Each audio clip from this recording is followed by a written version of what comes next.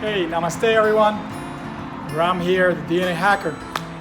Today I want to provide you guys with another valuable tip. I'm going to illustrate some poses that you can do both in your home or your office to correct the rounding of the back.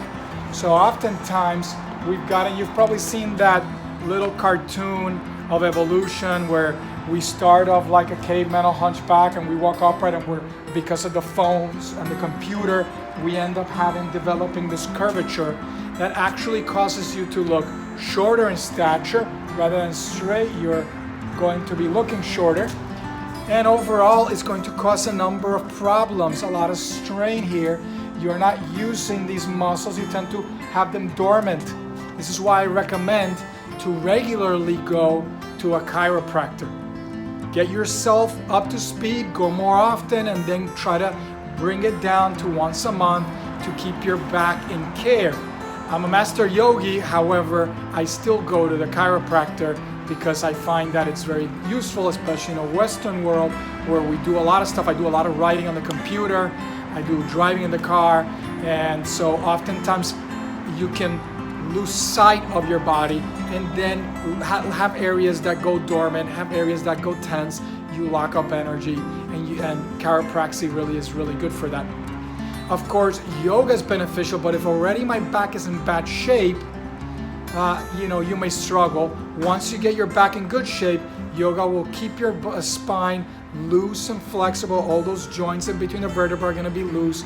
There's going to be a lot more space between the discs, and your nerves can breathe and your energy can flow, and you'll feel great. So if you have this rounding situation, the first thing that I would recommend is, let's have my daughter over here come out. She'll be my little assistant. So first thing that I recommend is to extend your arms up, and you're going to have one hand facing up and the other one facing down. It doesn't matter which one is facing up or down, but the other thing you want to do is you want to make sure, turn sideways, you want to make sure that you pull the shoulder blades.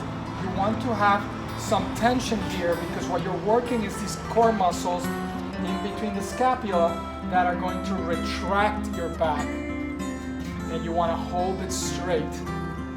And you want to hold this position as long as you can. You hold it for, you should hold it for 10 minutes, but you're going to see that it's very difficult to hold this for 10 minutes. You're probably going to be better off holding it for 2-3 minutes as long as you can. When you cannot hold it anymore, you're going to bring both palms up, and you're going to slowly start to bring the arms up. Bring the arms up slowly, even slower than that, with your inhale until you get here. When you get here, bring them down. She's going to bring, I'm going to go a little faster, I'm going to go very slowly, very slowly. She's going to go in reverse and inhale up. And you want to do this in sync with your breath, and very slowly bring it up with concentration, with mindfulness, and then open up. Bring it down. And she's going to do that again 2 more times. Bring it up, and then open out. So you do that, you hold it as long as you can, 1 palm up, 1 palm down, hold it for 2, 3, 4, 5, however long you can hold it, upwards to 10 minutes, although it's going to be very difficult even to hold it for 3 minutes or 4. But the longer you hold it, the more you're working these core muscles back here. And that's going to help start to correct that arching. To bring, you really want to open the chest and open these lymph here so that they're not squeezed, particularly if you're a female.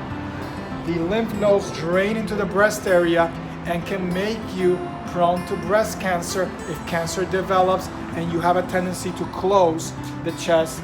That will actually impinge on the lymph nodes that are draining here. So it's also beneficial for that. So you do that, that's going to feel amazing. That's one thing I would do for back care.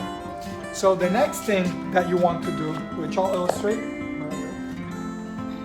is you want to do any number of back bends. So anything as simple as this, or even cobra,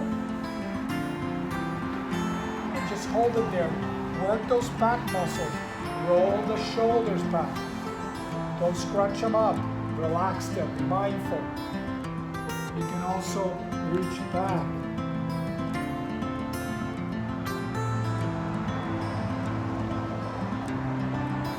Or grab your ankles. You don't have to do anything fancy in this position. Just illustrating a simple version. But all of these, even reaching forward, like Superman. Any type of back bend like that is going to be working those muscles in the back. Those actually work some of the lower mid muscles, but at the same time, you're again working, reaching back. You can also do this one. Put your hands up here and lift. But ideally, the poses that you want, that Maya's gonna illustrate now, is more of a restorative pose that you can hold for longer. If you are a little bit more flexible, I only have one here. She's obviously flexible, but she's a child, so I only put one blanket, but you can stack more folded blankets, 2, 3. This is one of those kind of therapeutic yoga pillows. You can also not have this and have just blankets stacked like this, like a rectangle. So what you want is to sit, and Maya's gonna illustrate. She's gonna sit and she's gonna put her shoulder blade region at the edge here. What you want is your shoulders to reach the floor. So she's gonna lean farther back. There we go. And we're going to, there. And you can see how her back is arching. This actually is correcting the opposite curvature. If you are already more severely rounded, this may be painful to hold for long periods. Be mindful, feel your body, don't hold it for too long. Maybe put less of a pillow so that there's less of a curve. Build the stacking over time to get higher and grow more of a curvature there that will help you. So, excuse me. So in this position, you want to have those hands relaxed. You can close your eyes.